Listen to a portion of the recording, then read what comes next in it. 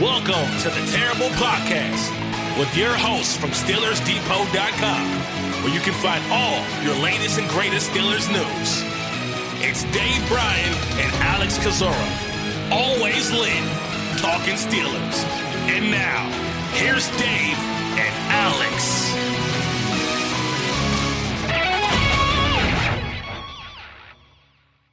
Welcome to the Terrible Podcast, Season 12, Episode number 59. He's Dave Bryan. I'm Alex Kozora, SteelersDepot.com. Thanks for being back with us for this Monday. And Dave, for the first time, what feels like forever, a victory Monday to talk about Pittsburgh Steelers and a must-have, crucial, potentially season-saving victory Sunday. Underdogs to the Ravens. They find a way to win 20-19. Very typical Steelers-Ravens fashion. Comes down to the last offensive play of the game. A two-point conversion failed.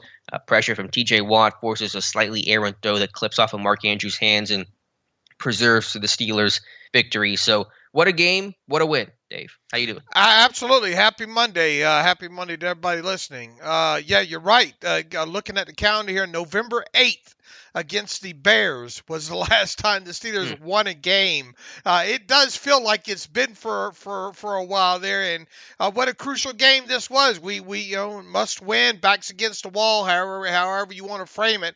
It almost does feel like the playoffs have started with very I don't want to say this team has to run the table starting on Sunday against the Ravens, but they better probably come pretty close to that. And it started with a divisional win, and we talked about how important ahead of this season these divisional games were going to be. They entered this game a 1-2 division record with 2 losses to the Bengals. They had to have this one, and it was so weird way to get it. But that's the main thing that you need to talk about here is they got it. It was a game they had to have, and they got it.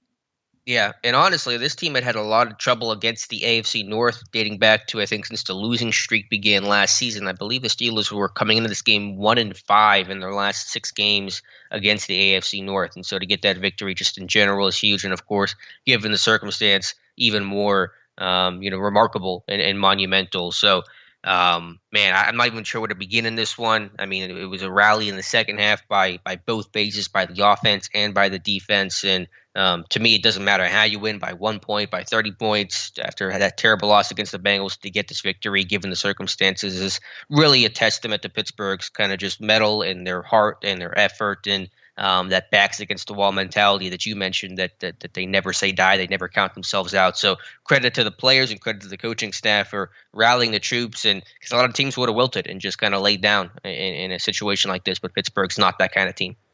Yeah, and I didn't have any good reason to pick this team on Friday other than just one of those weird gut kind of like silly feelings there. Not the proper analysis. I don't think for that one. And I think he called it stupid, but it ended up being very smart. Yeah, look, I mean, call it what it wasn't great analysis, because and even after saying, and predicting that the Steelers would win this game, I don't know if I ever really believed it or expected it, because let's face it, this team's still got a lot of warts, and we'll talk a little bit about that moving forward. And even at the end of that thing, Alex, I thought, man, I'm all for analytics, hooray, analytics, that kind of thing. I'm not so sure if my analytic, pro analytic self would have gone for 2 in that situation. I think John Harbaugh said, explained that being down corners and all like that, played into the decision to do it. But I mean, you got the best kicker in the NFL there, and an offense that, at least, if we said I think we said going into this game, look, the Ravens are going to move the football in this game. They're going to be on the Steelers side of the 50 numerous times. That was indeed the case. I guess what I'm saying is I don't understand the decision to go for 2 there, but once they did line up for 2, I thought, yeah, they'll probably get it. All this is going to be for naught here, and they, quite honestly, if not for one T.J. Watt, they probably would have gotten. They probably still should have got it. Mark Andrews didn't have the best game, I don't think, overall for the Ravens in this one. But once again, 5 years from now, I don't know, maybe we will remember. But 5 years from now, will we remember how the Steelers actually won that game, or will we just remember, Steelers won that game 20-19?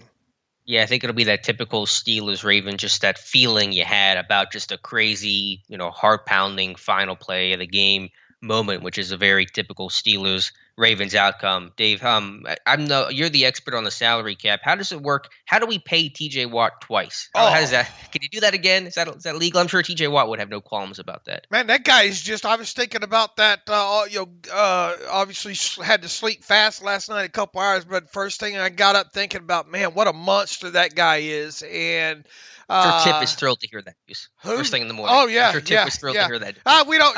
We don't talk. She don't even. I can't. It was a couple hours after the game yesterday, before she even knew that the Steelers win. She's, is it over now? Or and I hadn't even been downstairs. I think 2 hours after the game. We were that busy, obviously. But man, that guy, coming off the COVID list, not practicing, hip, knee injury recently. That guy was just on it last night and was indeed a monster. And then that got me thinking back about doing the contextualization on his college sacks way back. When ahead of them drafted him, or right after they had drafted him and all. He was a good pass rusher at Wisconsin, a very good pass rusher, I thought. But thinking back, now I obviously didn't go after all the pressures, and I went after a lot of them, I think, and contextualized them. But obviously watched a lot of film on him, both before and after he was drafted. He wasn't that same kind of monster then at Wisconsin that he is now. I mean, long story short, he has become to me at least, a much better pass rusher at the NFL level than he was in college. I mean, you could see hints in college of the hand usage and the bend and the athleticism, that kind of stuff. But I don't remember coming away from his college tape, all the contextualization that I did on him, thinking, oh, this guy's a monster. And if I had the rest of the NFL had, there's no way he slips down to the Steelers after a Taco Charlton, right, or that kind of stuff there. So I think it's just a tip of the hat too. I think of just the way he works overall, because once again, I think this guy has become a premier pass rusher in the NFL due to work he's done after he got drafted, if that makes sense. Yeah, it's accelerated growth because, he didn't play. He played, tight end his first 2 years at Wisconsin, had a bunch of knee injuries, so he didn't get to really practice his craft more than, a year and a half at Wisconsin. And so once he kind of really locked in the position and let those talents, that Watt DNA take hold, then he really took off. So I think that was the reason why he wasn't, the same player in college, the way that he is a dominant player in the NFL, which is crazy to think about because usually you got to be dominant. Watt was very good in college his final year, but to this level, it's been a whole nother level he's taken it. So 3.5 sacks for him. My favorite stat, a stat of the weird for TJ Watt. Most sacks by a Steeler in their first 8 seasons of their career. TJ Watt leads the list with 65.5, and he's in his 5th season, and still in his 5th season. So he's got more sacks in 5 seasons than any Steeler's done in 8. And so that just kind of tells you about TJ Watt. Since 1982, he's now 3rd on the Steelers' all-time sack list, only behind James Harrison and Jason Gilden, and he'll eventually pass those guys. So it's remarkable, all the sack numbers I could give you on TJ Watt, and all to say that he is an elite, dominant NFL player. Man, and here we are with 5 games left. He's got 16 now on the season. That ties the Harrison single season record, right? And once again, he's missed how many games? 2. 2.5. He missed the second half of that Lakers game. Right. And a little bit of the Lions game, too. Right, and here he is, and I think going into this game, the Cleveland Browns obviously on a bye. I think Myles Garrett, I believe, went into the day leading the NFL with 14 sacks, and once again, Watt's missed games and still will come out of this week should come out of this week, I think, with the league lead in sacks. And 5 games left, and at this point, he should have 20, right? If he stays healthy, should at a minimum have 20. Makes you kind of wonder at the kind of the tear he's on right now. Could he hit 25? It's just incredible to see this guy go to work and make. Another thing I thought about last night, and it's just that brilliant Dave Bryant analysis is what happens in that game if T.J. Watt doesn't play? I don't know why my mind automatically goes to the negative side when I'm really overall an optimistic person. But do they win that game if T.J. Watt does not suit up for it? I probably not. 3.5 sacks, a forced fumble, the game-winning pressure on the final play of the game. I doubt they do. Well, if you're Harbaugh, could you believe he went for it? Do you understand the reason why? I was floored, really, to be honest with you. And even after he gave the decision about being down cornerbacks and yada yada, I was quite floored that he went for it. Mike Tomlin obviously said after the game that he wasn't, and yada yada analytics, and but I was a bit surprised that they went for 2 there. It was a little surprising, but I guess, at the time you didn't realize Marlon Humphrey was going to be out for the season. That just suffered a serious knee injury. And, the Ravens are, really aggressive and very much, they're very anti-Steelers when it comes to the analytics. They are very pro-analytics and what the numbers say. And as you said, they almost got it. They probably should have had it, and it almost worked out for him. So I guess I'm not, in hindsight, super surprised by the move. Well, you know what they call an almost completed 2-point conversion. A Steelers win. Yeah. And by the way, just to go back to your walk comment, 25 sacks, probably won't do that. But, Strahan's record's 22.5. T.J. Watt needs 7 sacks over the last 5 games to break that. That's very much in the realm of possibility if this dude's getting, chunk sack games like he had last night. And he went up against for until Macari left the game with whatever injury that was, a pretty good tackle in Macari, and once that happened, I thought, oh Lord, it's on now. Tyree Phillips was the backup, which not a good matchup. Yeah, not a good matchup at all. And you kind of wonder, there was going to be the mix of how much attention did the Ravens try to give to him overall. And at this point, it doesn't seem like anything phases him over there. He just fights through whatever he has to fight through, and just his reaction on that 2-point conversion, and just the athleticism and the ability to to alter the throw in some way, shape, or form, which is effectively his job on that play. And I think he said as much to Peter King after the game in an interview there. That was enough to make a difference in the game. Now, should Mark Andrews be marked heavily for not catching it? Should Lamar Jackson be marked for not putting a better ball to him? Yeah, but none of that happens without T.J. Watt sort of interfering with that thing, and that's what he did. All right, Dave, let's do a quick reset here and talk about what happened prior to Sunday's win, all the housekeeping stuff on Saturday. The Steelers elevated Chaz Green, offensive tackle Chaz Green. That was a COVID replacement, correct, on Chaz Green? Yes, sir. Yeah, that was the COVID replacement, and also activated Carlos Davis off of injured reserve, although interestingly, Davis did not dress in this game, activated and was inactive in this contest. And so from an inactive standpoint, the notable names there were Carlos Davis, Anthony McFarland not getting the hat, losing out to tight end Kevin Rader. So McFarland got the hat over Rader the week before, and it's reversed this time with Rader getting the nod over McFarland. And I reckon that had something to do with McLeod being back. I'm guessing something along those lines. I had predicted, I think, that Rader I went with the most recent. I went with recency bias. Rader had been down. I thought maybe he'd be down again. I also thought that due to the activation of or activation off of IR by Carlos Davis, that Henry Mondeau would have been down.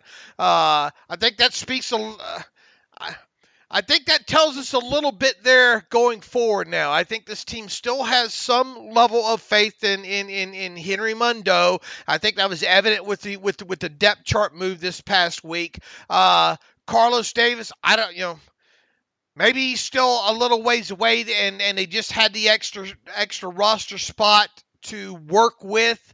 That they just said, let's go ahead and fill it, and with Carlos Davis. I don't know how that would impact. Maybe it helps him from a split contract standpoint. Maybe he got full pay instead of that split contract pay, because I'm not sure all the reasons why you felt the need to maybe, unless only just in case you just want to kind of protect yourself and somebody went down in warm-ups, to have that extra guy to choose from. That might have been the reason behind putting Davis back on the 53 there. But I think they have some level of appreciation for Henry Mondeau. I'll tell you what I have come to the conclusion now after last night's game, though, was the fact that Isaiah Buggs might be on that inactive list for several more games moving forward. Yeah, because while Mondeau did dress and did play quite a bit of snaps, 24 in total, Montrevius Adams got the starter nose tackle, and I just thought overall played pretty well. I think yesterday was the game of the unsung hero, and Mike Tomlin made a point to talk about that after the game. It's one part of my terrible take today. Guys like John LeGlue, Akella Witherspoon, Montrevius Adams, just kind of young, new, unknown type of players who came in and played pretty well, and on first glance at least. And I thought overall Montrevius Adams, for getting here on Monday, literally Monday, played a really strong game. I understand why Mike Tomlin named off all three of those guys, obviously, after the game, and kind of gave the kudos to them all. And I thought all at some point during the game represented themselves well. I think LeGlue's more positive representation came very, very late in the game on really that kind of, I guess, that last kind of score drive, well, really fourth quarter in general. I thought where we saw more of the better side of LeGlue, because you go back through the tape and there's some negative in there. I think with LeGlue through the first three quarters of the game, and obviously he came into the game kind of early to replace B.J. Finney, who left with a back injury on that or early in that contest there. So my overarching thoughts coming out of the game was, okay, well, LeGlue played better late than he did early. Witherspoon, outside of that pass breakup down the seam there, and maybe one or two other plays, I thought for the most part kind of under the weather kind of grade, if you will, on him up until some of those plays. But he did make plays. And then when it comes to Montrevius Adams, I thought he was the best of the three of them. And, man, going back through that TV tape last night, starting at around, I don't know, I started at about 11 o'clock my time, I guess. But what jumps out off the tape with him right from the get-go on throughout the rest of the game is that guy's got a crazy good get-off. He fires off the snap of that football faster than anybody on that on that entire front for most of the game. I thought overall, nice swim move. Really kind of lived up to at least one gap penetrator, and he gets that penetration in a hurry. And though he didn't make, I think he did have kind of a pass defense where he got his hand up and he turned sideways, right, and still knocked the pass down. It was right, pretty funny. He got that, but other than him just penetrating quickly, I think he had what did he have, a tackle or two in this game? Yeah, his tackle was important. I tweeted that. I think Wormley talked about it post game. It was a zone run to the left, and he was able to float on the line and made an ankle tackle. And if he doesn't make that play, that might be a good 10, 15, who knows kind of run. And I think the All-22 will tell us how beneficial maybe that penetration was in period. Because once again, it wasn't like he was making a lot of plays up in the middle, but I wonder how many runs he impacted because he was through the gap. So that was the thing that stuck out to me, at least in the TV tape. We'll see what the All-22 has to say, obviously. But I was uber impressed with the man's ability to get off the football, get penetration overall. And I thought of the three, he impressed me the most. And once again, on a short week, and man, he was gap shifting on command, though. I tell you that, on some of those pre-snap movements that they, shifts that they do there, it looked like he kind of knew what he was doing. But It felt like they had to tell him a lot, but that's Sure. fine. I don't care. Like he just played well, and he did play well. Sure, and I guess that's what I'm getting at. He was seemingly moving when he was supposed to move, Right. that kind of thing. And for a guy, once again, you would expect him moving forward that he'll learn his playbook more. And I don't know how much good versus bad there was in that tape last night or yesterday afternoon, but I just overall he jumped off the tape with me right off the start, and I'm interested to see how maybe he impacted some runs because of his ability to shoot the gap. So I'll tell you this: the Steelers have probably found their starting nose tackle at least for the rest of the season here. I would say so. Yeah, it's nice to have that guy that can get some penetration and just maybe force a back to cut the way that he doesn't want to cut, or screw up the path of a play. And with Witherspoon and LeGlue, maybe those guys were a little bit less impressive overall, but it's not about maybe the plays that they made, the plays that they didn't give up. Witherspoon didn't give up the deep ball the way that James Pierre struggled to do. Baltimore, with all their speed and vertical ability, didn't threaten vertically in this game. And when they did, Witherspoon made the play. LeGlue, seemingly no major mistakes, no sacks given up. The O-line overall protected very well against an extremely difficult Ravens defense front to defend with all the looks and blitzes and stunts and overloads that they run that Wink Martindale throws at you. So sometimes it's about the plays that you don't give up, the mistakes that you don't make, rather than the big play that you do make. But I thought both of those guys had moments where they did make a key positive play. And to do that for, LeGlue in his first NFL game is really impressive. I don't know how we got way down the far that rabbit hole so far, but those obviously Mike Tomlin mentioned those three players after the game. I was a bit surprised to see Witherspoon start, but the way that Mike Tomlin talked about James Pierre after that game against the Bengals, I think it's understandable there. Like to see, you're not going to see it, but I would like to see it. He's got to be better. More physical, better tackler overall, I think. But there's so many guys on that defense that are still struggling with tackling and all like that. So it's down the list. So if he doesn't give up the big play and keeps the lid on things, and pretty much like happened last night, then I think that's a move in the right direction there with him. And I would now, I guess, expect at least he'll get the next start. So it becomes that kind of thing. Until Joe Hayden comes back, which obviously we hope might be Thursday night against Minnesota. On a short week. I don't know. It's 50-50 if Hayden's going to get back in time. So if not, then I think Witherspoon will be the guy against those tough Vikings receivers. So, yeah, I think let's kind of pull back here and look at the defense broadly. I like to look at these things, offense and defense. And by the way, we'll have a little bit later in the show reaction to Mike Tomlin's press conference, which will be on Monday because of that short week that Dave mentioned, Pittsburgh traveling to Minnesota for a Thursday night game in Week 14.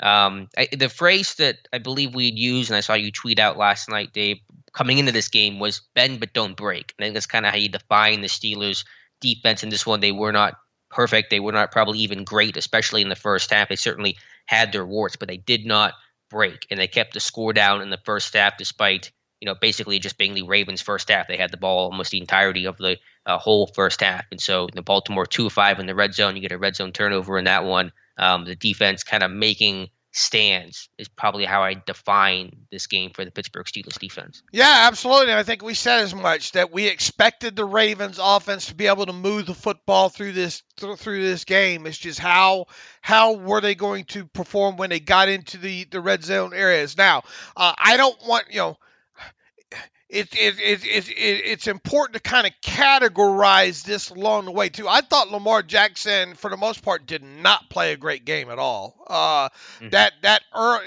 and how much of it though do you want to put on guys like T.J. Watt just really impacting and getting in his face? Because that early interception that Lamar Jackson had, that Minka got in the end zone there, that was a silly throw. That was less of a good play by Minka and more of a, I can't believe he threw that football by Lamar Jackson. But why did Lamar Jackson throw that football? Because he had pressure in his face from T.J. Watt. So it's it's sort of a if then that kind of scenario though. But I don't think Lamar Jackson played a great game. There were very Houdini-like moments, like Mike Tomlin said in his press conference on Tuesday ahead of this game. There as good a defense sometimes as you want to try to do and try to make sure you secure the rush lanes on him and flush him out of the pocket, that plays back into all that talk about quarterbacks in today's NFL and the mobility aspect of it. When you have a guy like that, as mobile as he is, as slippery as he is, you can have the perfect defense, on a lot of plays and still not make the play because you just get out. The quarterback outplays you off of script, and even within all that, and there were some grit your teeth type of moments where you thought, oh man, they still can't, they still not doing a good job containing all those gaps and letting them out in there. But the thing was, none of those escapes overall were crippling, disastrous ones, I guess. And they did still sack him 7 times in a game, which I think is the most that Lamar Jackson's ever been sacked in the game. They were, as we mentioned, able to get a turnover out of him, which they obviously needed in this thing. And obviously the big play at the end of the game, forcing him to off kind of platform throw, if you will, and that ended up being the difference in the game. So the defense did with what they had to work with. They did everything that they needed to do, and the Ravens just couldn't make one more play than the Steelers. Yeah, to me, that 7-3 halftime score is really impressive considering how lopsided it was in Baltimore's favor. I forget the exact time of possession and play numbers, but I mean, you might have the stats, Dave. It was, incredibly in favor of the Ravens, and that's, a problem for the Steelers offense, getting off the field really quickly, 3 and outs, and the Steelers defense not getting third down stops and allowing 3rd and 6+ conversions, which happen far too often in this game. But bottom line is, the Ravens only scored 7 points in that first half. They didn't score, 24-31 the way the Bengals did last week. And so you kept the score down to keep the Steelers' game plan intact. And in Pittsburgh wanted to be committed to run the ball in this game for better or for worse. And so I think the fact that it was 7-3, considering all the negative, if you would just look at the time of possession stats and the play stats and some of the third down stats in that first half, you would have thought this game would have, 17-3, 14-0, something like that. And so for it to be 7-3, considering just how much Baltimore entirely dominated the first 30 minutes of play, again, it's that bend but don't break, keep the score down so you can rally in the second half is kind of the way I think about this game. I think I put twice out on Twitter, boy, it feels like a huge win at certain points just because the score was what it was. I mean, you go into halftime, or you even get into the fourth quarter there.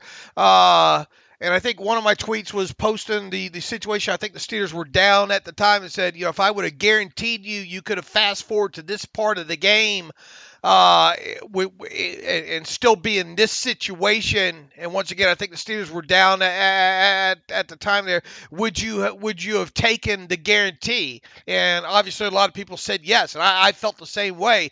You get that thing to the fourth quarter and keep it less than a 2-possession game there. You got 7 on your side, and Ben's, how many times have we seen Ben do it? And that overall, and I know we haven't even talked really about the offense yet. That's probably the best fourth quarter that we've seen out of one Ben Roethlisberger in quite a while. And that even includes the game against the Chargers, because they did have, I think, a couple of short fields or whatnot to kind of work with in that scenario there. But overall, I think Roethlisberger was like 9 of 10 for, what was it, 120 something? 129. 129 yards, 2 touchdowns in that fourth quarter there. And really, as much warts as that Steelers offense seemed to have for a good portion of the game there, it felt like they were moving downhill finally in the fourth quarter for most of the fourth quarter there.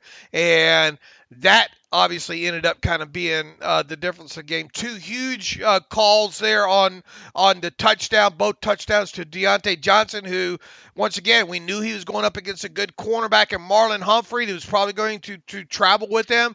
But I think we even said, you can't shy away from those situations, because that guy is just, he's your top route runner, he's your top separator, he's kind of your top yak guy, and even though he had a very disgusting drop on what may have been Ben Roethlisberger's best throw of the 2021 season, he showed a lot of mettle in rebounding from that point forward there, and just an incredible whip route, which I believe you broken down both of those plays on Steelers Depot this morning on an excellent film room there. But that whip route that he ran against cover zero there, and knowing, I believe he said after the game that Marlon Humphrey kind of had a tendency in those situations to want to go over the top there, and Marlon did that. I don't care if it's Deion Sanders out there. Nobody was going to get to him on that route. Right. Yeah, the best receiver is an open one. And I thought in the second half, Canada really did a good job of scheming the receivers open, and that was evident on both of the touchdowns to Deonte Johnson. A switch scissors route on the first touchdown there, kind of a wheel post route, and the Ravens, they don't communicate it well. Johnson gets wide open on the post. There's no deep safety. I think it's a cover zero or some sort of man-only situation like that. And the second one was that kind of little rub route with Johnson running underneath Pat Frymouth, and as you said, Humphrey trying to go over the top, and then Johnson pivoting out, because it feels like they're going to run that rub for Johnson to be on the slant, and Humphrey's trying to drive on that and get upfield to meet him at the slant, but it's the return route. And so I thought Canada did a great job of scheming those guys open. I think Canada does a good job with using Johnson around the goal line. The routes that they'll run with him, the more nuanced stuff, the sluggos, the returns, the pivots, stuff like that, really kind of takes advantage of the unique change of direction ability that Deonte Johnson has. And so, two wide open throws to Deonte on those touchdowns, and that's great scheme and great execution by Johnson and others. And once again, want to make sure we get proper kudos to Roethlisberger, because we don't, we'll get a lot of emails for that. But I thought overall, I didn't think it was a bad game by him. It was a great game by him. It was better than the numbers show, and the numbers are pretty darn good. Right, and I think that fourth quarter, once again, that's probably his best fourth quarter in. I'll have to really look back, but I think it was easily his best fourth quarter. And finally, I think, even though you probably got tired of watching them run into kind of some of them stacked boxes early and not have a lot of run success through 3 quarters of the game, I don't know. Maybe that just started to wear on the Ravens kind of later in that contest, because it sure finally felt like they were able to run down. It felt like the whole entire field for the Steelers offense was slanted in that fourth quarter. It seemed like whatever they called seemed to be working for the most part. And when's the last time we've said that? Yeah, it's been a while, so that was good to see. Yeah, the first half game plan, there just weren't a lot of plays run in general in the first half, partly because I think that attempt to run into that brick wall. But 10 plays after the first 3 possessions, and I think didn't they run 6 in the first quarter? Didn't they only run 6 plays in the first quarter? I have to look at the possession chart, or was it 10 in the first? It was either 6 or 10 in the first. No, it was 6. They had 2 possessions in the first quarter, went 3 and out in both of them, and then through their third possessions, the Steelers had run 10 plays in total, and then right before half, kind of getting that no huddle stuff going, and even then you felt, okay, well, at least they got points, because they obviously won the toss and deferred, so they were going to get the ball in the second half. You thought, man, you got to get some sort of points here to close out the half, if you will. And they took that possession, 9 plays, 52 yards. They did have to settle for a field goal, but at least they got on the board in that situation. And obviously, it was still a very close game at that time, so it was imperative that they got points there. But even so, had the ball just 4 times, I think, in the first half, to the tune of 13 and 6, 19 offensive plays, I think. Maybe 20. I think maybe there's a penalty, and I don't remember. But not a lot of plays, not a lot of rhythm overall. And then even in the third quarter of this game, offense kind of sputtered, if you will. They ran 6 plays in the first possession of the third quarter, and then only had the ball, I think, one other time in that quarter, and ran 8 plays there. So it wasn't until the fourth quarter until this offense finally started to get their feet up underneath them. Better late than never, I suppose. And yeah, got things going a bit late. And overall, Ben played a really. Was that his best game of the season? I think you could certainly make that argument, especially given the circumstances of it all. Oh yeah, yeah. I mean, best game this season? Yeah, this season. Yeah, absolutely. I think it was top to bottom. Right, and in that first half, receivers not helping him out with Deonte Johnson on that drop. Chase Claypool, that third down play. I thought Claypool probably got a little too caught up in the hand fighting and kind of slowed down a little bit there. And if he would have kept running through that, has a better chance to make that catch. And so didn't get a lot of favors in the first half. McLeod, unfortunately, had that great attempt, but was overturned on review. But second half, it was a good scheme. And then Ben turning back the clock, kind of the old cowboy. And I don't know if you want to talk briefly about the report that came out Saturday from ESPN's Adam Schefter that Ben has told some former teammates and some inside the Steelers organization that 2021 will be his last. Ben was asked to address that after the game. I think the question was that he's told everybody that he's retiring, and Ben kind of joked back and said, well, I haven't told everybody that, and then declined to answer and said he just wanted to enjoy the win and take this thing game by game. But that is the first, I think, report of what we already strongly suspected, that this will be Ben's final season in the NFL. Yeah, not shocking. And I mean, obviously we'll have to see what the way this plays itself out. But I don't think any of us were shocked kind of by that, but and I thought he handled it good after the game, and you kind of knew he'd kind of have just a tiny bit of fun with it there. So I mean, look, yeah, you have to see what happens from here on out, right? And the biggest thing right now is just don't let any of that serve as a distraction. I don't know, maybe you leak it out a little bit to kind of get that last little bit of push. Win for Ben, right? Get that on a bumper sticker flowing around there. But it's always the next game now for this team right now. Even though they beat the Ravens still are in the command. I think overall at some point you're probably going to have to root for the Ravens. Maybe if you feel that you don't have a shot to win the AFC North overall, you want the Ravens coming into that game with maybe locked out of the number 1 seed, but maybe locked into, let's say, the number 2 seed. I don't.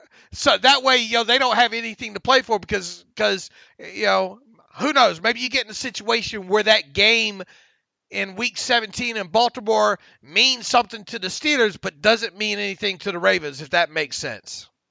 Yeah, I haven't thought about any of that stuff. I'm just thinking about Thursday, because if you don't beat the Vikings, then we're back in the whole, is the season over, very much on the line. So that's kind of the next step for me right now. But winning Sunday against the Ravens was step one. I just thought overall it was a good game plan. I thought, Mike Tomlin, Keith Butler, my X factor this week, were they going to devise a game plan? What wrinkles were they going to use to try to slow down this Ravens attack? And, Pittsburgh's been curiously very anti-blitz this season, about 25% on the year. I think partly because of that youthful secondary, a secondary that's allowed big plays. They didn't want to bring extra people and really kind of create more one-on-one situations in the back end. But Pittsburgh blitzed a ton in this game, and we're still working on the official numbers here, but I'd call it about 50% blitz rate in this game, somewhere around there, 45, 50%. So essentially double their seasonal average. And so it was kind of outside their 2021 personality and reflective more of personalities in season past. And so a lot of nickel blitzes with Arthur Millette and, some inside linebacker type stuff as well. But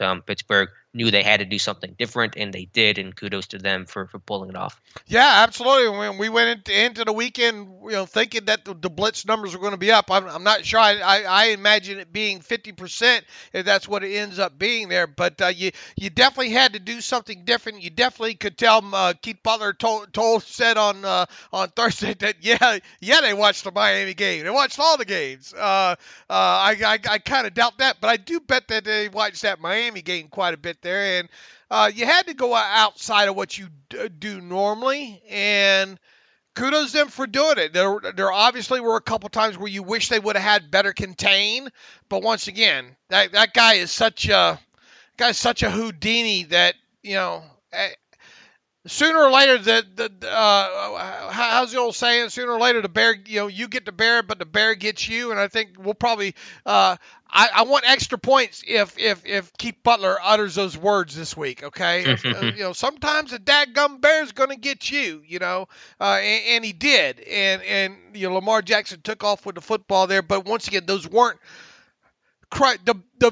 the thing that hit home, I think, the most, at least through halftime and then on into the early part of the second half, Alex, was the fact that, man, they did everything that they're supposed to do in getting this Ravens defense in a third and long situation, but they couldn't get off the dadgum field, especially on that 99-yard touchdown drive. I think there were three. I think there was a 3rd and 6, a 3rd and 7, and a 3rd and 10, if memory serves me. And the Ravens converted every last one of them. And that's how you drive 99 yards down the field for a score there.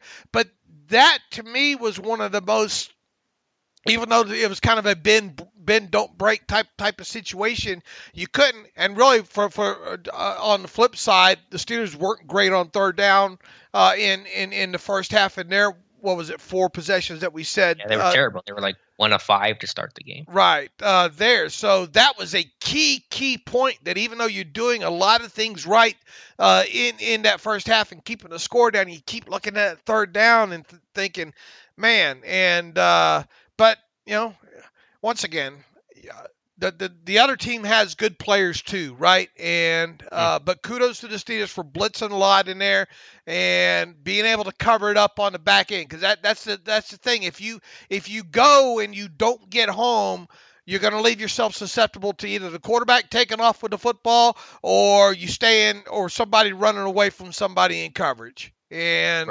overall, and Let's not confuse this either. There were a couple of key drops by Ravens, most notably Mark Andrews, who just doesn't. That's not his MO. There were some drops in this game that kind of helped out, but that's not the Steelers' fault. Either the other team makes the play or they don't.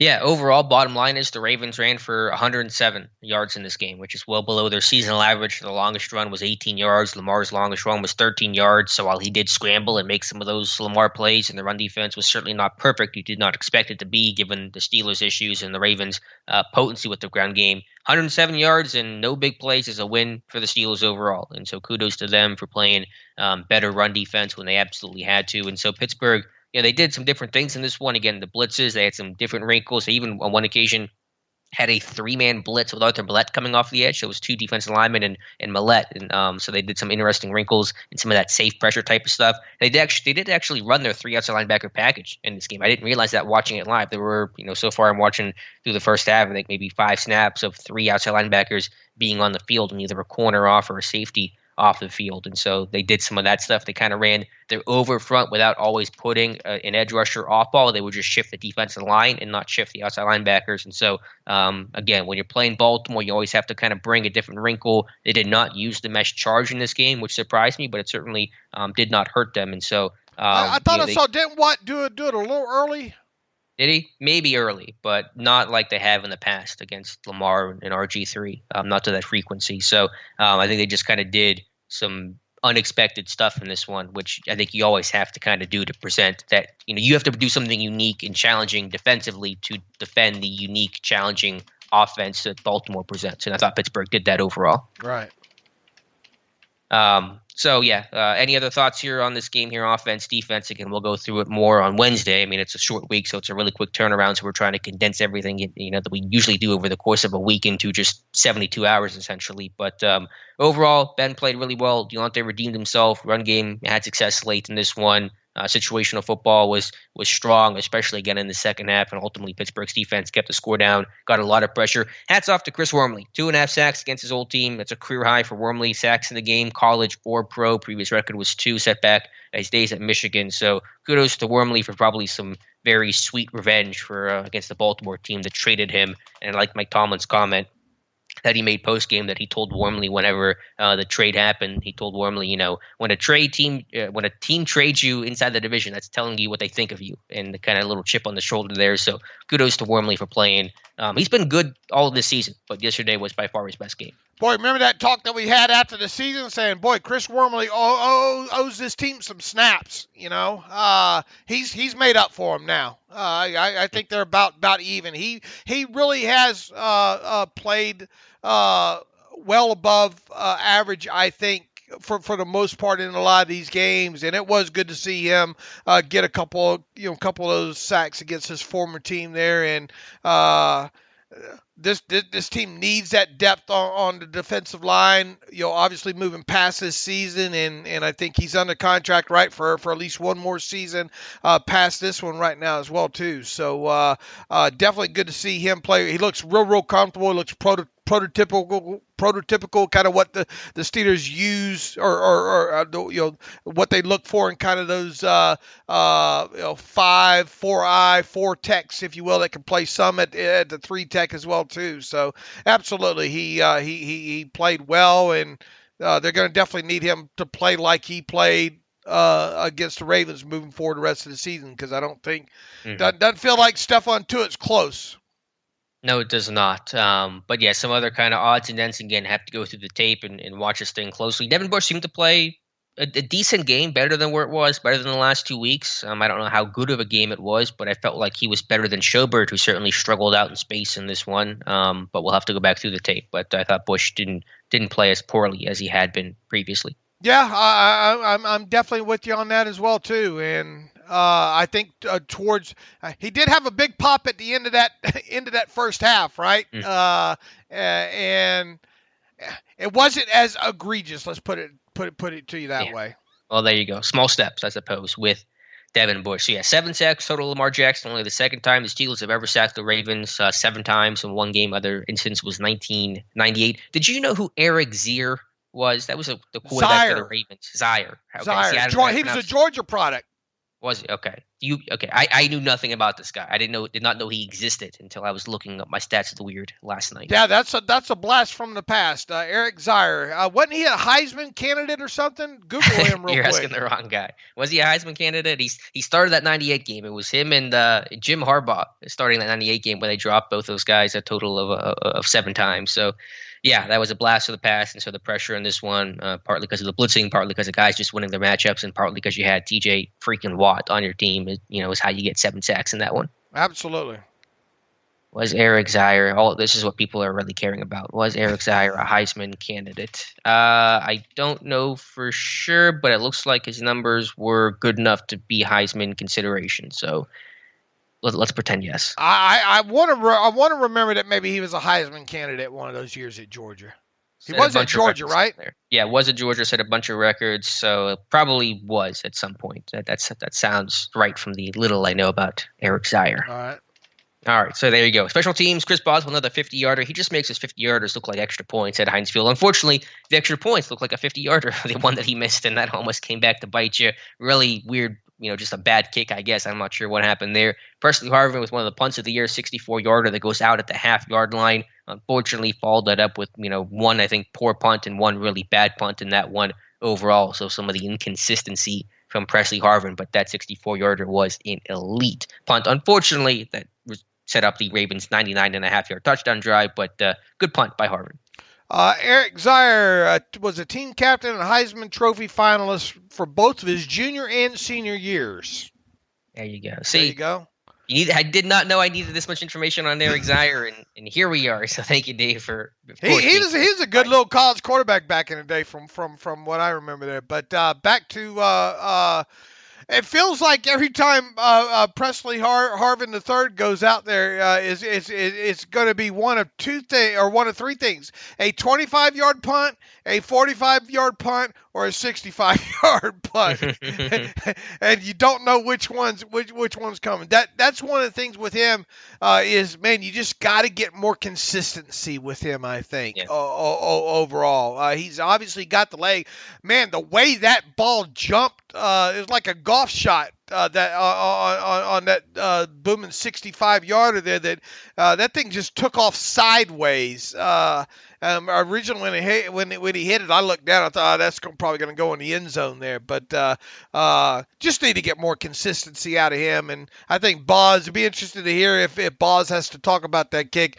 Yeah, I think he just mishit it or something. I don't know there. But that you kind of wondered, is that going to be the way that this team loses because of a Boz miss extra point? Right. But obviously it didn't come back to bite him. And man, you send that guy out there past 50 yards.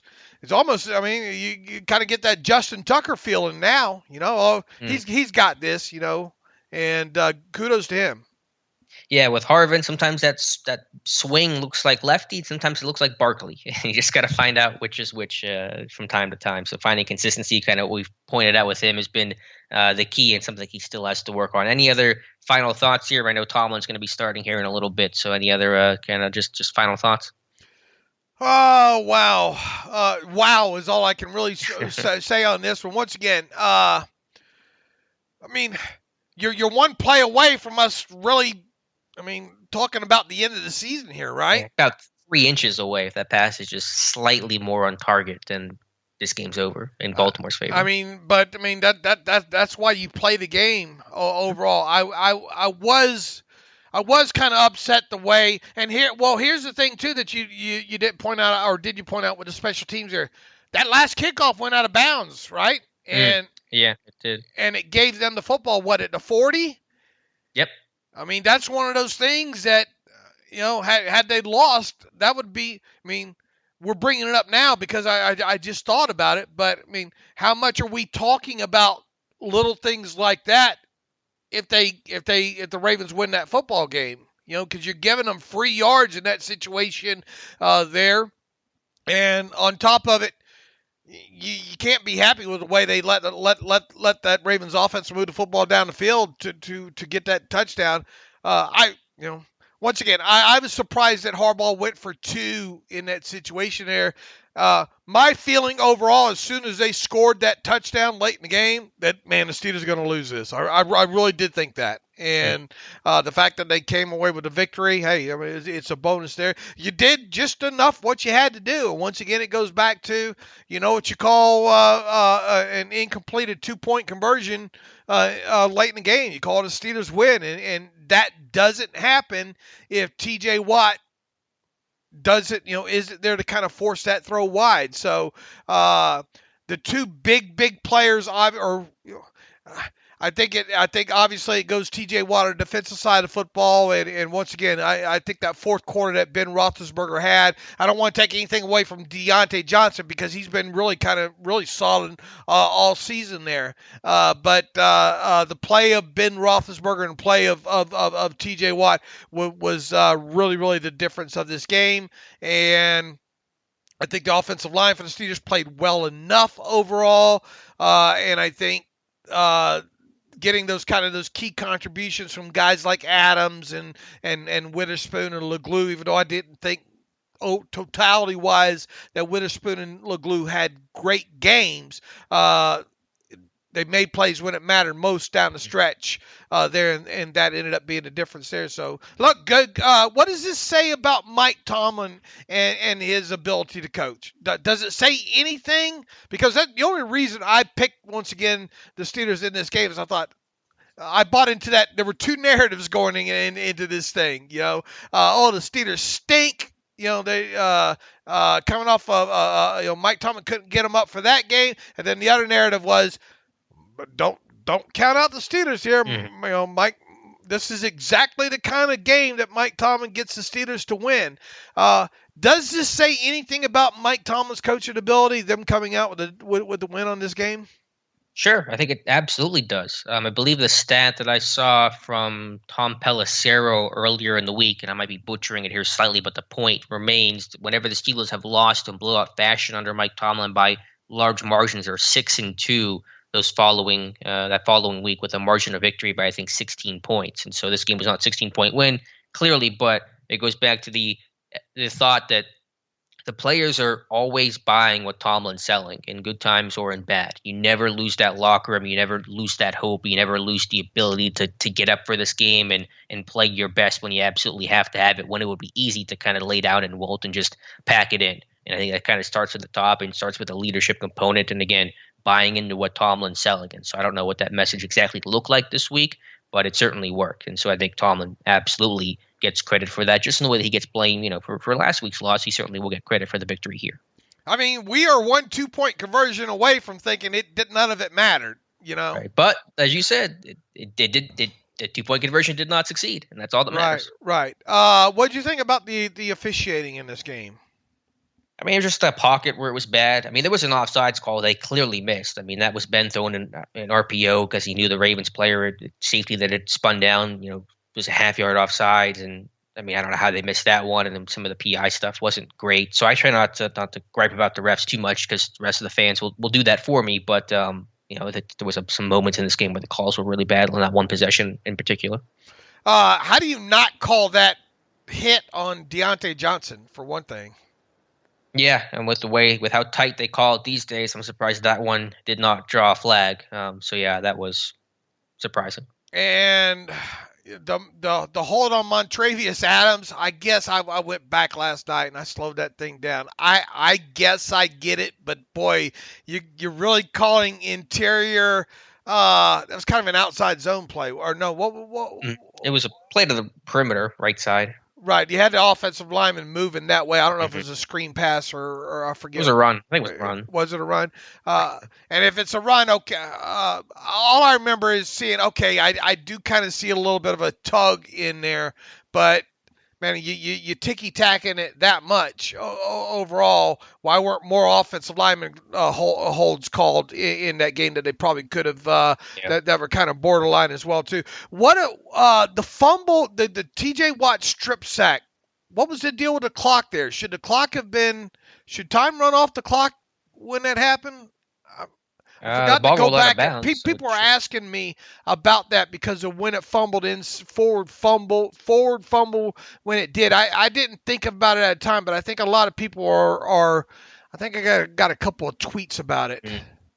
I'm not sure. I hadn't really considered it, to be honest with you. So I'd have to go back and check. I didn't see any tweets my way, but I probably missed something. How about Harbaugh there with the intentional offsides? That was a pretty big brain move there. And then I think this point isn't super, pretty obvious, but I'm just glad Pittsburgh went for the touchdown on that last drive and did not settle for the 3 points, because you knew if you'd settle for 3 points and it was a field goal game, the Ravens were going to win that one with Justin Tucker. So I think it's a pretty easy calculation to make, but still good on Pittsburgh for going for the touchdown there and not just settling for 3 points at that final drive. Absolutely. Got to be aggressive in that situation. Let's see. It was 1:21 left, 2nd and 10 from the Baltimore 40. Lamar Jackson sacked, fumbles, ball out of bounds at the Ravens 36. And then the next time the play clock, I mean, so should they have lost time on the clock there? I mean, the ball went out of bounds, so the clock stopped, but I wasn't paying attention too much to the particulars of what the case someone is making, so I can't answer that. I'm not Mike Pereira. Yeah, I didn't dig too deep in that, but I think that's something maybe we should talk about come Wednesday there, look into. But anyway, it did feel like it was just that huge. Well, I don't know how big a pocket you want to call it, but there was a pocket there where the officiating was very questionable there. Yeah, just on the last drive, you're playing a lot of zone. It's soft coverage because you can't play man against Lamar, so it is tough. You're giving up some of those throws, but it is frustrating when you're playing that soft zone coverage. But Pittsburgh likes to play two-man in that situation, but you just can't play two-man against Lamar because when he runs and breaks contain, your eyes aren't on the football, and it's going to be an issue. All right, Dave, we'll take a break here. Mike Tomlin will be speaking in a little bit. You guys are hearing this later, so it'll just be seamlessly cut in. But we'll come back here in a little bit and get Tomlin's reaction from his Monday presser. Again, this is bumped up because of the Thursday night game, and recap what Tomlin says and get the reader emails and all that good stuff. And welcome back to the Terrible Podcast. And again, the reason why this podcast is being released later on Mondays, we wanted to wait until after Mike Tomlin's press conference, which just wrapped up a short time ago. Before we get to what Tomlin had to tell the media fresh off of Sunday's game, do you have a bit of Steelers news, housekeeping for you guys? Robert Spillane, linebacker Robert Spillane, has been activated off the reserve COVID list, so that's obviously good news. Don't know the status of that knee injury as well, so I can't guarantee he'll play in Thursday's game against the Vikings, but certainly a positive step in the right direction. Yeah, absolutely. Good to have him back off the COVID list. And now, like you said, with that knee injury that he suffered against the Bengals early on, had he not been on the COVID list this past week, odds are probably good he wasn't going to dress and play against the Ravens. So we'll see what Tuesday holds for him with this being a short week. If he doesn't go full on Tuesday, then I think odds are probably going to be pretty good that he won't be ready to play the Vikings things on Thursday night there. So wait and see as far as that goes. And I guess we'll. No news yet on Joe Haeg. I think Haeg's the only one on. Is he the only one on the COVID list now? Think so, right? Yes, the only one currently on COVID, correct. Right. I forgot to throw that in the post, so I'll have to do that a little bit later there. But, Joe Haeg's, we'll have to watch out to see what happens there with Joe Haeg. Tomlin speaking with the media on Monday. I keep wanting to say Tuesday, so I apologize if I do once or twice here. But speaking of the injury report, no real updates there. Said B.J. Finney continues to be evaluated for his back injury, suffered early in Sunday's game. Tomlin saw Hayden in the trainer's room getting worked on, but did not seem to express much optimism for those guys and guys who have been hurt coming back on such a short week when they travel, especially to Minnesota for that Thursday game. Yeah, short week. I'm sure they'll try to keep the light on as long as he possibly can, like he likes to say there. But I didn't get the sense the way Tomlin gave that further explanation of short week and all like that. I didn't get a warm fuzzy feeling about B.J. Finney and Joe Hayden. And Mike Tomlin also did not mention Isaiah Buggs, I don't believe, during the press conference. And Buggs obviously missed the game against the Ravens with an ankle injury. So we'll have to see what Tuesday holds for him. So it's going to be a real fast moving week here, and odds are probably going to be good that they're going to play with the guys that they played with against the Ravens overall. So we'll just have to see how the week progresses. And Mike Tomlin was asked about Stephon Tuitt on Tuesday. Nothing new when it comes to Stephon Tuitt, so not surprising there. And the fact that it's very unlikely that they'll open the window today or tomorrow on Stephon Tuitt. Not looking good for Tuitt to return at all at this point. Yep, I think the deadline I had was December 15th. That would give him 3 weeks to return for a Week 18 regular season finale in the rematch against Baltimore. So to me, if he can't practice by the 15th, I don't see any sort of path. And I think at this point, you have to kind of assume this guy's not coming back this season. Yep, that's where I am right now. All right, Mike Tomlin, the substance and the rest of his press conference. He was the first to admit we've watched more of the game than Mike Tomlin has back, apparently. He says he's not watched a single snap back from the Ravens game. He was focusing on Minnesota. He said he would circle back to the Ravens game. So I know we're both kind of reacting pretty live to what Tomlin had to say and trying to remember some of the more important things he had to discuss. I did like Tomlin's feeling it. Whenever they come off a win, some of the responses are just funny. Even some of the quips are pretty funny. He was asked about Montrevius Adams and if you have something there with him, and Tomlin said just maybe. And so it was just one game, obviously, but Adams I thought played really well, and Tomlin said he was appreciative of Adams' effort, and the fact that he was playing nose tackle made that transition, that moving train, a little bit easier to catch because nose tackle is not exactly like playing quarterback.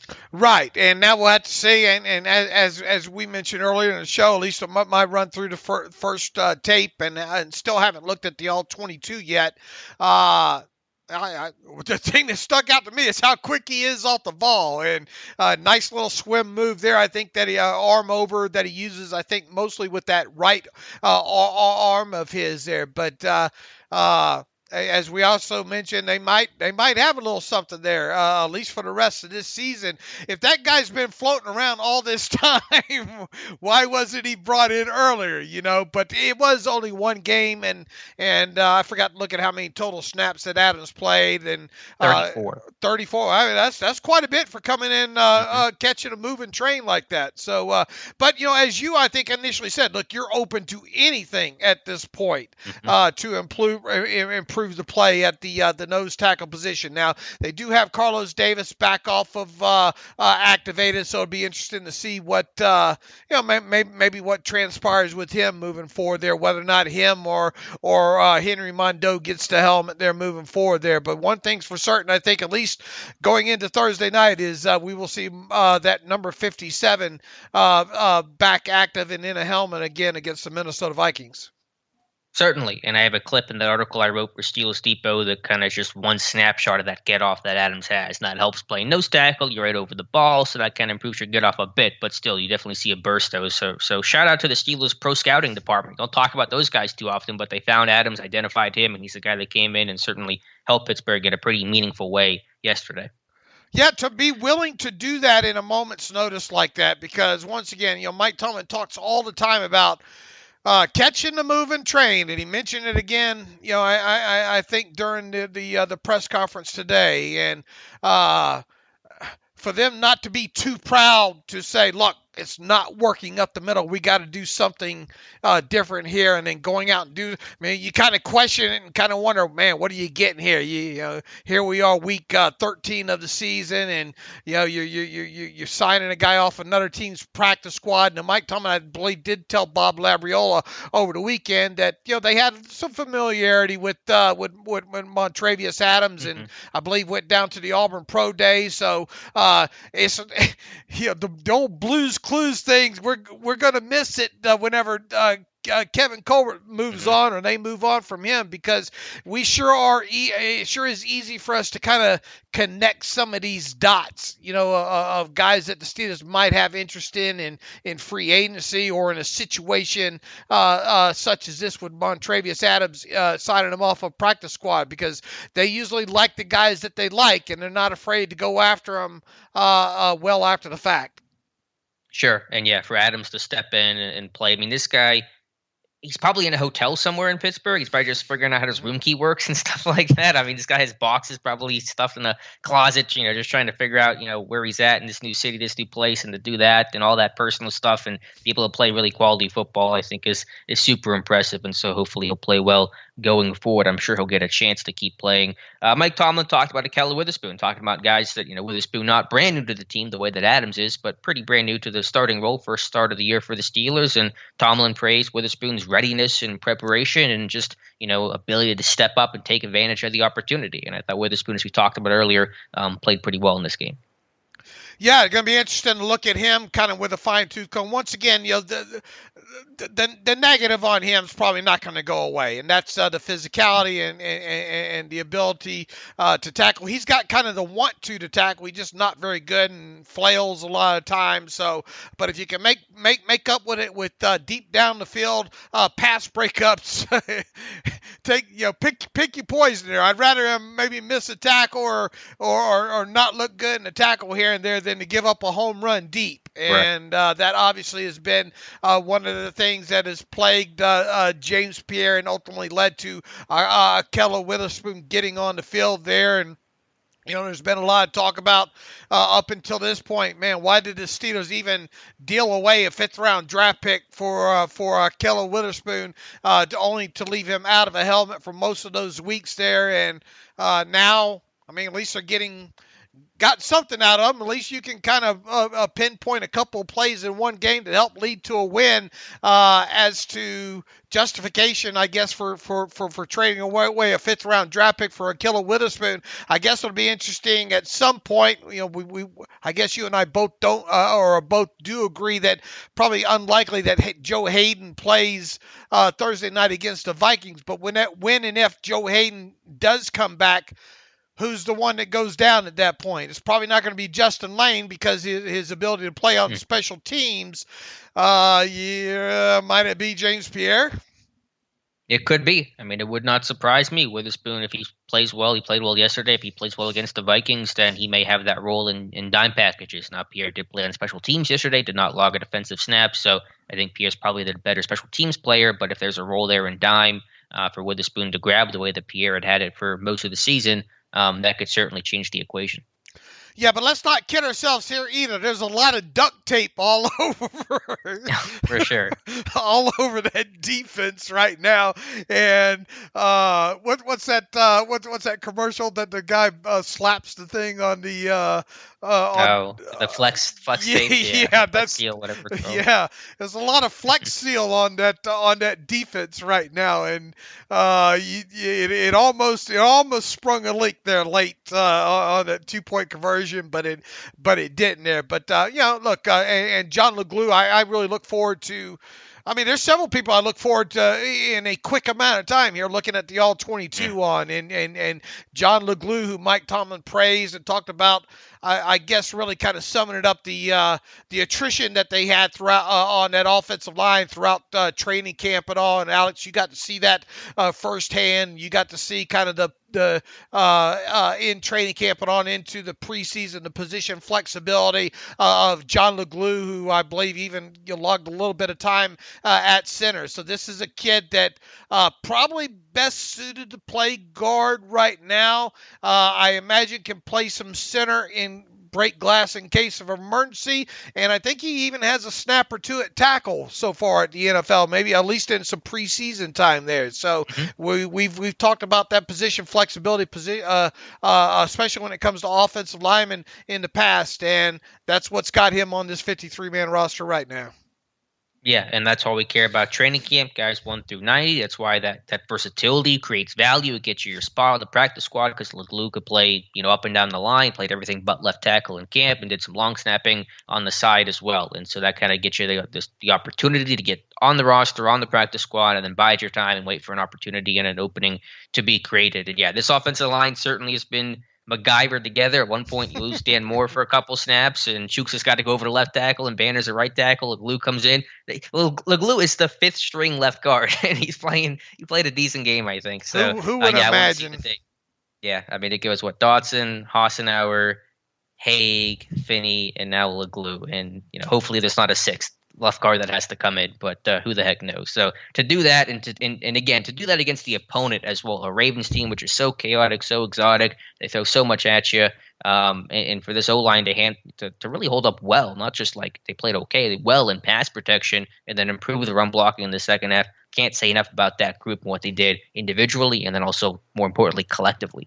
Think about this for a moment now. I hate to scare the bejesus out of you, but B.J. Finney obviously dealing with that back injury. We'll see what happens by the end of the week. You hope that it's not something that's long term, but I mean, I guess it's not out of the realm that Finney could go to IR, right? On I guess that would be Wednesday. I think such a move would have to be made for that to happen. Who would be your backup center at that point? Because Hassenauer's on IR for a couple more weeks, right? Well, he could be activated, right? In theory, I think he's missed the 3 games, or no, he's got to miss one more game. Right, he's behind Dotson. He's got to miss the Vikings game. So LeGlue would be LeGlue. He's the only guy. Yeah, LeGlue's your backup center. All right, and then obviously, if Finney cannot dress and play against the Vikings, you're going to have to activate. You could have our buddy Rashad Coward back on elevated come Thursday night, and then he would dress and be the next man up, potentially at a guard spot there. Would that give them would he be the 8th offensive lineman? Because they need 8. Right, because they had exactly 8, right? And if Finney is down, Finney, okay, you bring up Coward, so that gives you 8 again. Right, yeah, but they also had up Chaz Green, so he would have to come back, wouldn't he? Yeah, he would have to come back too. Right. And he's got one elevation because he's been a COVID replacement, I think, recently. So, yeah, I mean, your backup offensive lineman Thursday could easily be Rashad Coward and Chaz Green and Zach Banner. And obviously, we don't know what's going to happen with Haig by you would hope maybe this afternoon or tomorrow, but I mean, it wasn't part of the spillane, so you can imagine it's going to be at least another day for him to get the negative tests or whatever. So we'll see, but they're making it work. They got the victory, and that's all that ultimately matters. Anything else from Tomlin's presser that kind of got your attention, Dave? Man, it all happened so fast. It was long, but I don't know. You tell me what stuck out. I don't have the transcript in front of me. Yeah, those were the big things for me. Obviously previewing the Vikings, and they're coming off of obviously a short week as well, and they just lost to the Lions, and so you'll have the Steelers, who the Lions tied, and the Vikings, who the Lions beat in this game, going against each other. Let me try to pull up the Tomlin presser to see if there's anything else there to really discuss. But I think those were kind of the big things that we hit on. Talked about giving Ben the game ball after the victory and what that kind of means, showing by example kind of what it means to have a guy like Ben lead this team, and hopefully that'll resonate some with the younger guys. I wonder if the younger guys appreciate what's happening with Ben, and if they kind of know like the significance of what these final games mean, because certainly you could feel Ben. I mean, you kind of felt the emotion of that victory the way you felt it after the Browns game, about how much that game and that win meant to Ben last night. Yeah, and I guess that, and I mean, so many words. I guess that's why he got the game ball too, right? And Tomlin spoke a little bit about that, how younger guys, I think, see that. And look, I mean, you got to move on quickly here, right? I mean, there's Sure. no time for a parade in this at all. And boy, how. You talk about, you just mentioned real quick about the Vikings and both those plays both those games came down to the last play of the game, or essentially, the Ravens with the 2-point conversion, and then the Vikings lost to the Lions on the last play of the game there. So a tale of, I don't want to go tale of two cities there, but a tale of two Lion opponents. How about that? But the title doesn't workshop quite as well. No, that just flow off the tongue. Of course, nothing flows off my tongue. But anyway, just really interesting game coming up here, because I mean, you beat the Ravens, right? And that's something that you had to do. What happens if you turn around and lose to the Vikings on Thursday night? Now, albeit it is an NFC game, I guess if you're going to lose any of these final, how many is left? 5, right? If you're going to lose any of these final 5, I guess you would pick the Vikings, right? Yeah, I mean, you'd pick the NFC game, but I suppose, but you don't want to lose any of these, obviously, and you'd hate to have this great win against Baltimore and then follow it up with a road loss against Minnesota. But it's gonna be tough. You're on the road, short week. It's I mean, the Vikings aren't playing great, but it's going to be a challenging environment just to win this game. I mean, if they're 6-5-1 now, so what's going to get them in, Alex? I mean, the AFC is so jumbled up. You think 9 still really get them in? Like 9 could. You'd probably need some help, and you'd go into tiebreakers and third columns of standings and things like that get a little bit murky. Depends maybe how those wins come. Well, they've got the tie in there, so there's not going to be much tie breaking going on.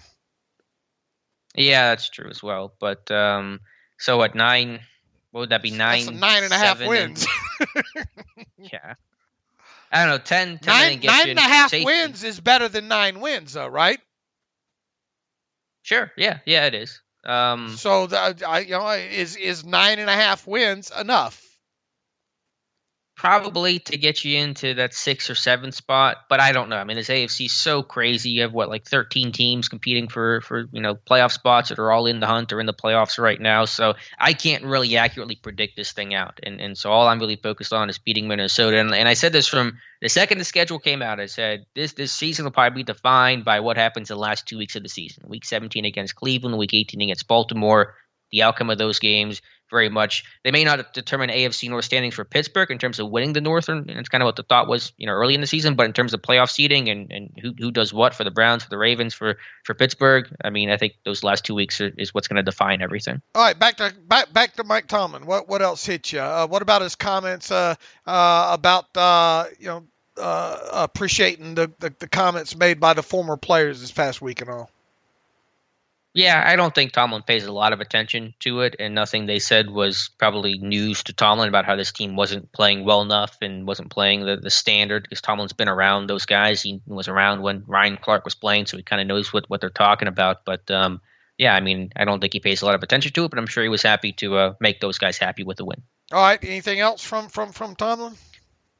I think that's it from Tomlin, Minka Fitzpatrick, and John LeGlue and Akella Witherspoon all speaking to the media today. I haven't heard much on Witherspoon yet with Minka.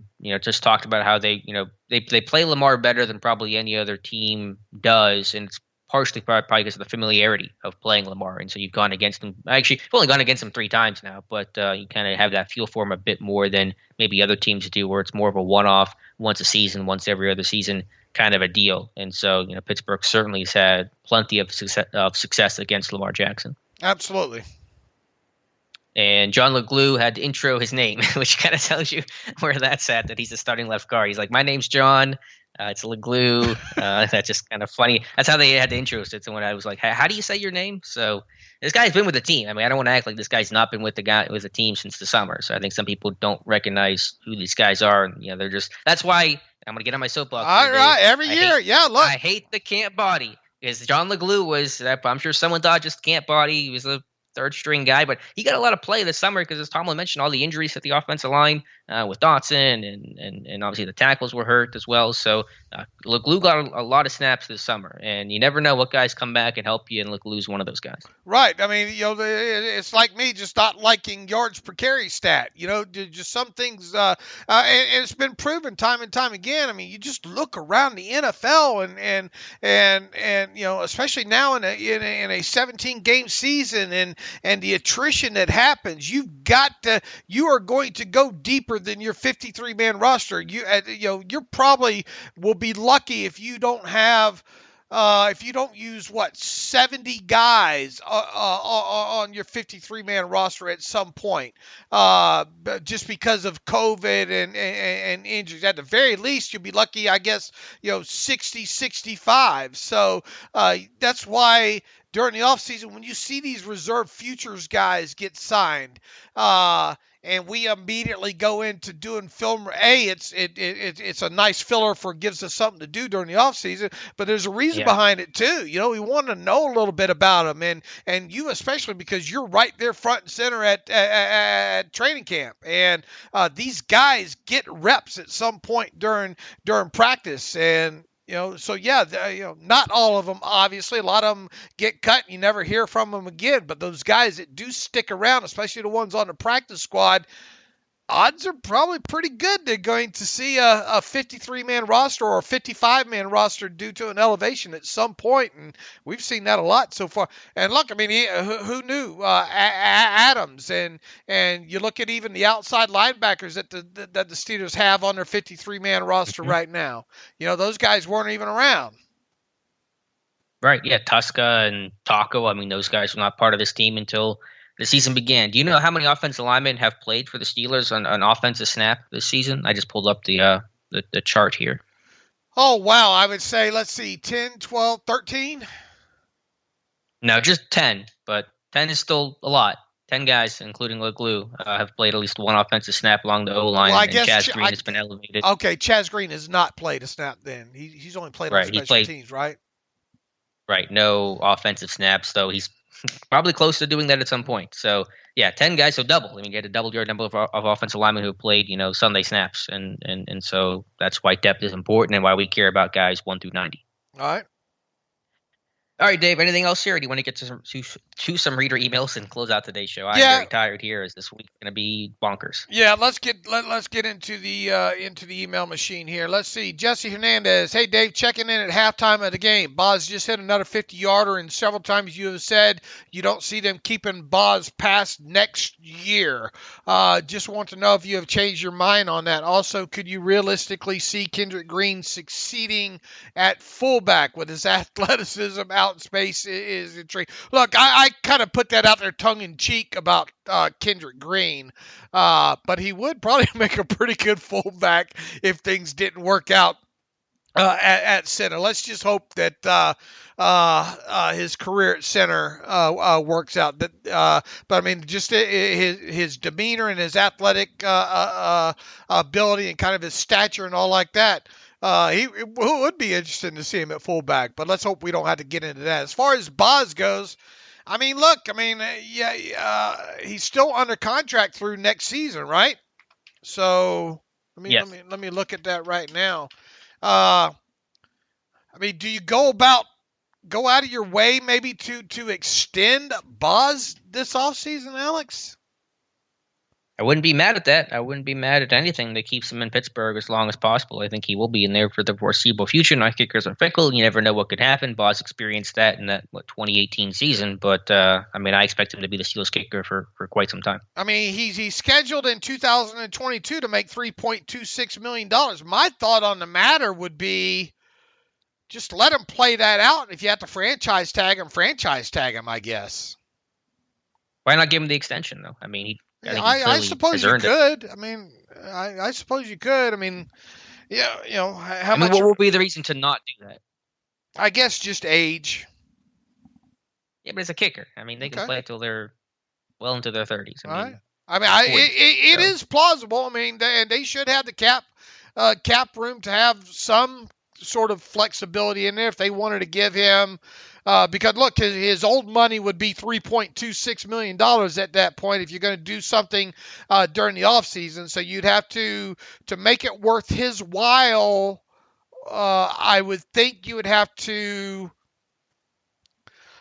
put about $6 million, I think, in his pocket in 2022 via signing bonus and base salary and all.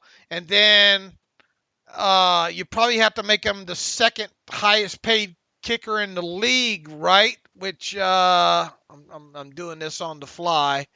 Tucker leads the league at $5 million right now, so you'd have to get Boswell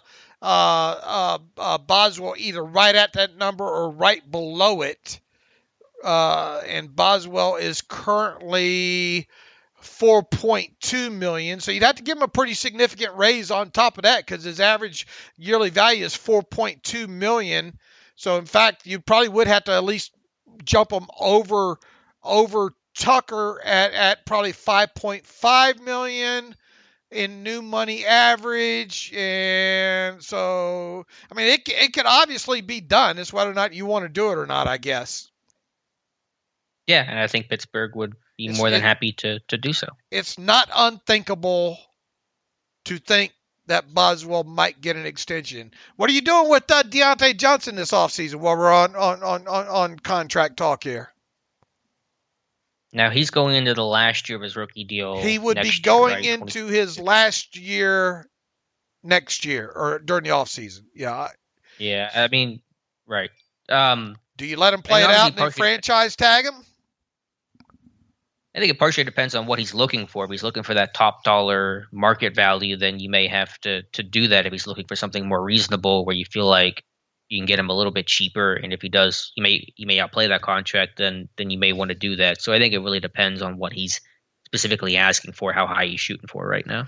I don't think he's going to settle for. I don't think you're going to get him at a wink. Things people forget. No, I'm not saying that, but is he asking for like top 5 money, top 12 money? I mean, it depends on where his range is going to be. Well, I'm not saying you're going to get him for like cheap. Right. I mean, 17. If I'm him, I don't take anything less than $17 million right now. Where would that put him? Top 5, top 10? About top 10, I think. Right around in top 10. I would think 17.5 would be at least the minimum if he's going to sign a deal. If not, he's going to say, "All right, I'll play this out and I'll force the tag and then go from there." Right. So yeah, I'm open to it. I'm not going to commit to it, but I think you at least have that conversation and see where he's at, where his agent is at, and make an evaluation from there. All right, just loosely from where we sit here right now. Will they sign Deonte Johnson to a contract extension during the offseason? Does that include the summer as well? I mean, will you have him signed to a new deal before week 1 of the 2022 season? That's a really good question. My first inclination to that is to say no, but this guy has played extremely well, and if you don't sign him before the start of week 1 of 2022, then that kind of says that he might not be here after the season unless you do tag him and go through all that kind of stuff. So I don't know. I haven't really thought about it much, clearly by my delayed answer here. I mean, we agree that he shouldn't settle for. From where we sit right, if he stays healthy and keeps doing what he's doing, he's going to be a 1,000-yard receiver easily, right? And I mean, to be fair, those guys are dime a dozen in the NFL today. Okay, well, if he's a dime a dozen, then I mean, even so. Well, I was saying 1,000 yards itself to be is not necessarily going to be the benchmark.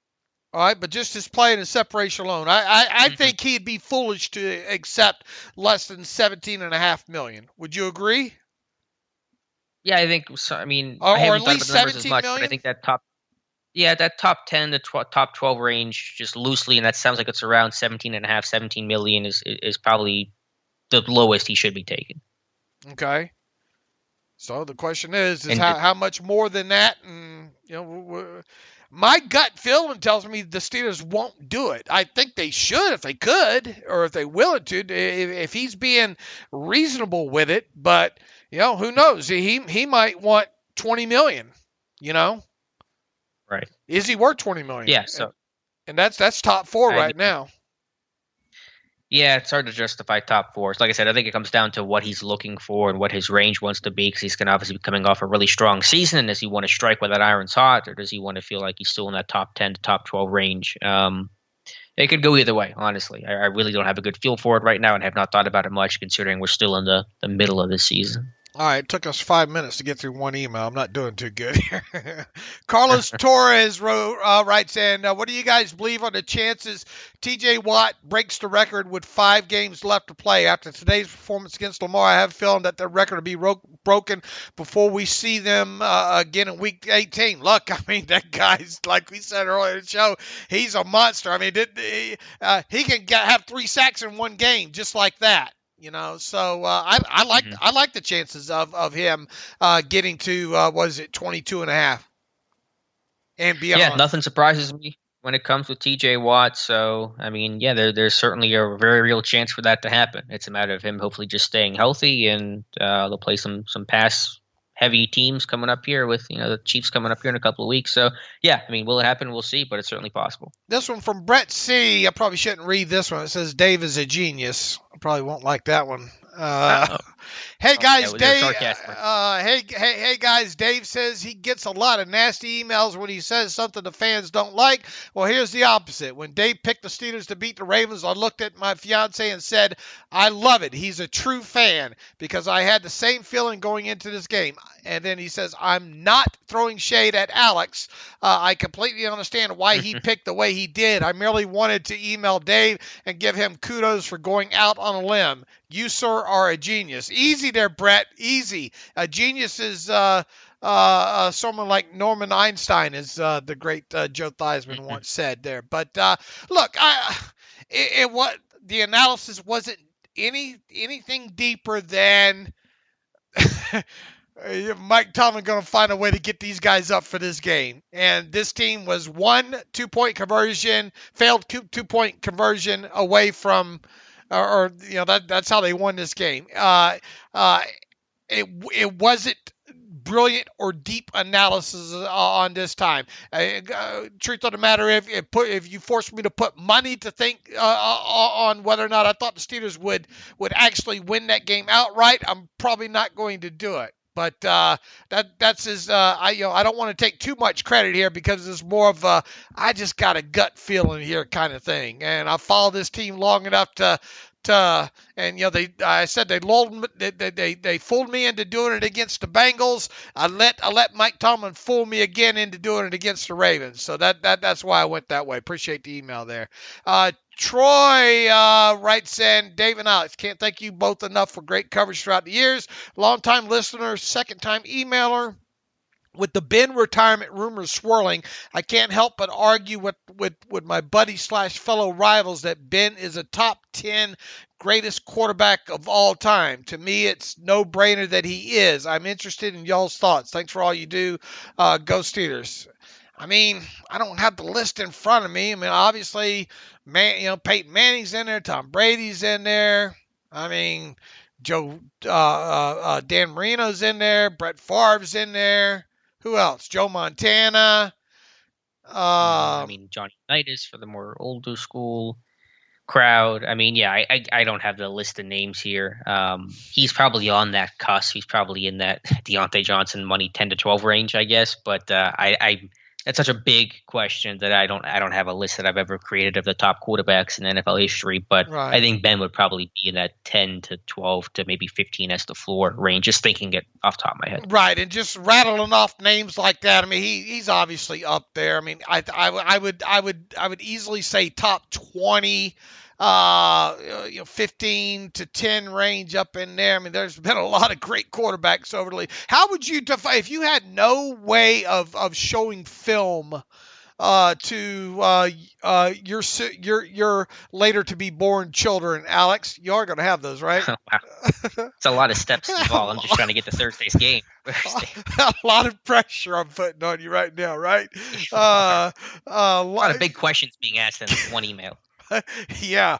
No, this is my question. How would you describe, in just a couple of sentences, how would you describe the quarterback Ben Roethlisberger was? The guy hasn't retired yet. Competitor, gamer, just able to will his team and to make plays when all the chips are down. And Sunday's a great example of that. So just like it sounds very cliche, but just like old school competitive gamer football player. All right.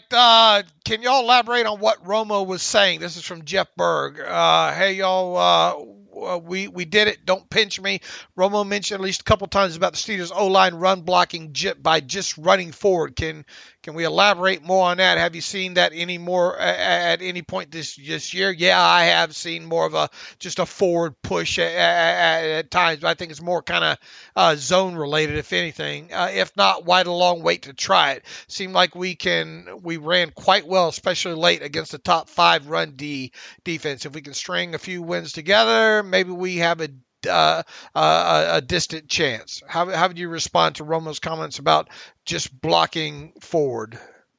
Yeah, it's more of a man blocking scheme. You have man schemes, you have zone schemes, and zone schemes are a little more horizontal, that kind of bucket step where you're kind of getting your hips set and flowing down the line, and man schemes more of a vertical step and just going forward. And so you're getting more double teams, more duo blocks, more ace blocks, and things like that. And so what you saw in some of those examples Romo discussed was some of that just pure man blocking, double teams on both defensive tackles, and then somebody would climb and overtake to the second level on a linebacker. But it was more of that seemed to be the most effective than the more inside zone scheme where it's more of a horizontal track and flowing down the line. Luis Diaz wants to know about referees and bad calls. Hi, guys. I know the podcast is about the Steelers, but in your opinion, what can the NFL do to improve the quality of calls?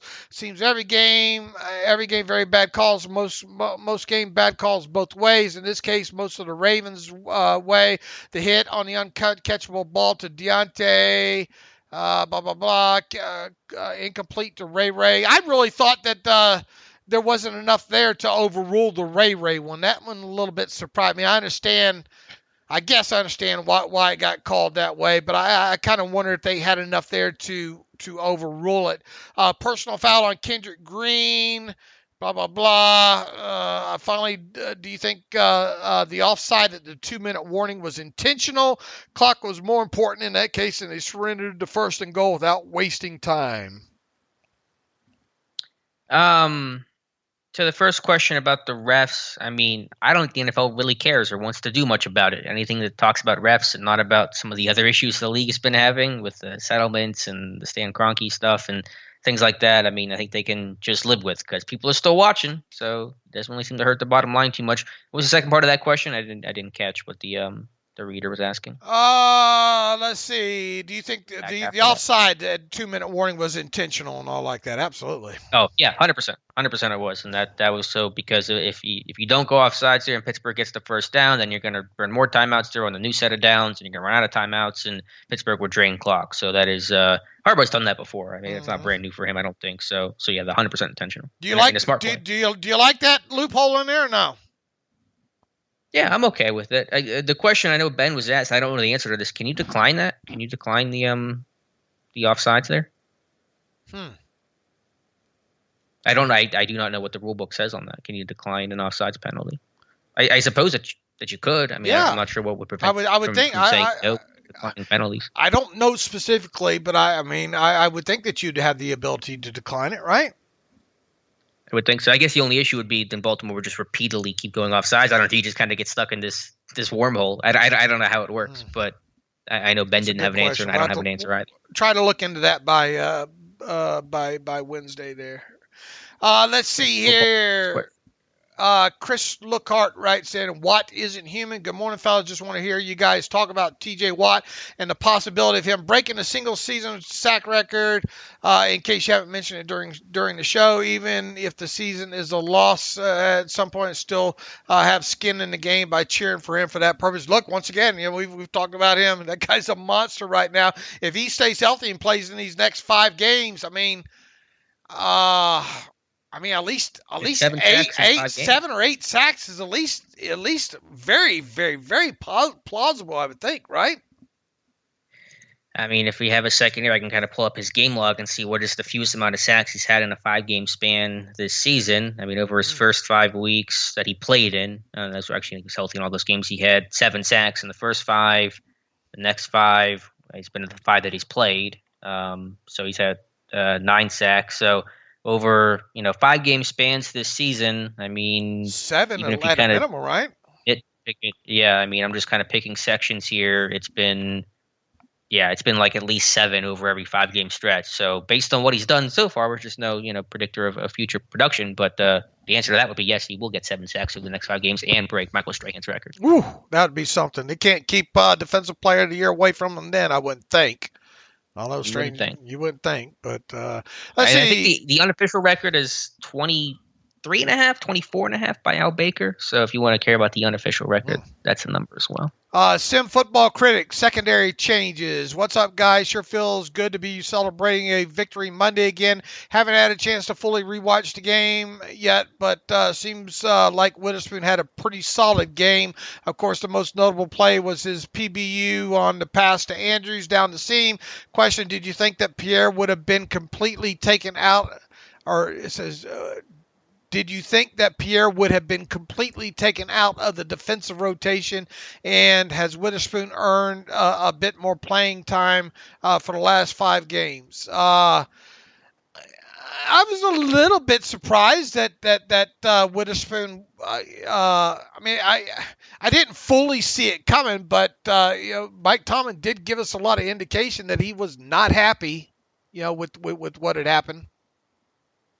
Yeah, I wasn't surprised by it. They kind of hinted at it during the week. I thought Pierre. The question maybe was who would play in dime? Would Pierre still play in dime, or would it be Lane? Because I really like Lane just as a special teamer. They like Witherspoon more as a cover corner. That's why Witherspoon started and played over Lane yesterday. So Lane obviously played in dime over Pierre, and so that was maybe a little surprising to me. But I think Pierre needed maybe a week off from focusing on coverage stuff and just to focus on special teams and kind of try to reset his game. So I'm not giving up on James Pierre, but overall, just given Tomlin's comment of making changes and trying new things, I can appreciate. And obviously, the plan worked well yesterday. All right, I got some that we have regular emailers in here. I'm going to skip them to get to some of the newer guys in here. Nicholas Gooden, hi guys, ready to crown the Steelers the Super Bowl champs yet? Question. Just kidding.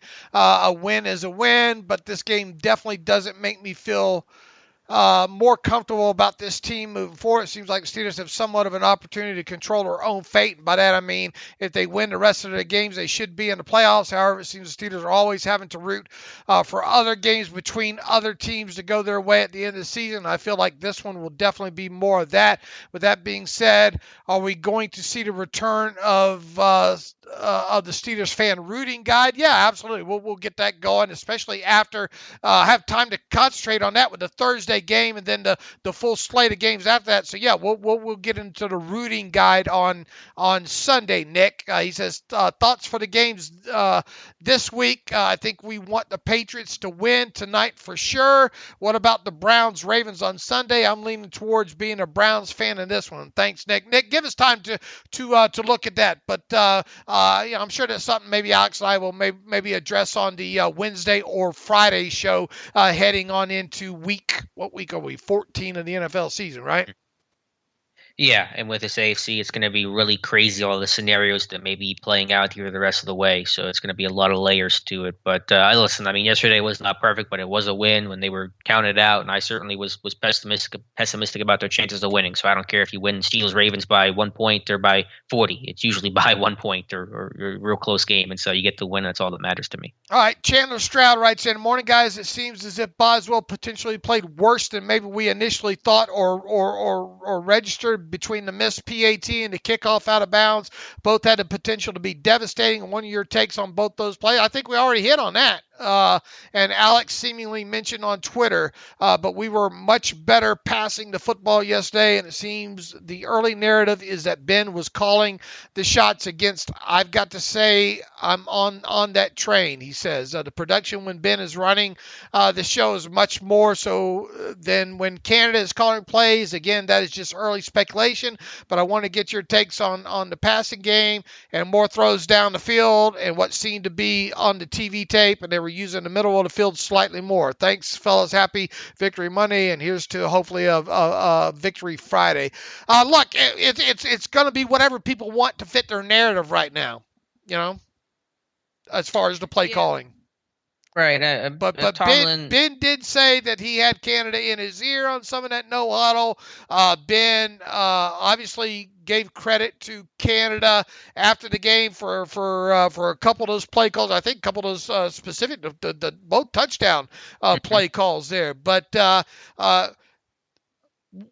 we could go with whatever makes the fan base happiest, because that's what the fan base is going to do here. If they feel that the offense moved because Ben called the plays, you're not going to be able to tell anybody anything different there. So if it sounds better that Ben calls the plays, that's what's going to be the narrative, because we're not going to know what degree of who called what ever.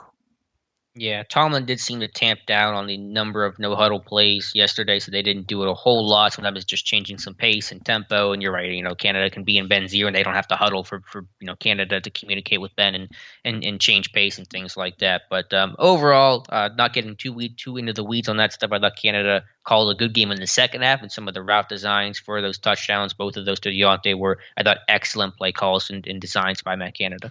Once again, we don't know who calls what every play, and even though Mike Tomlin tried to tamp that down a little bit,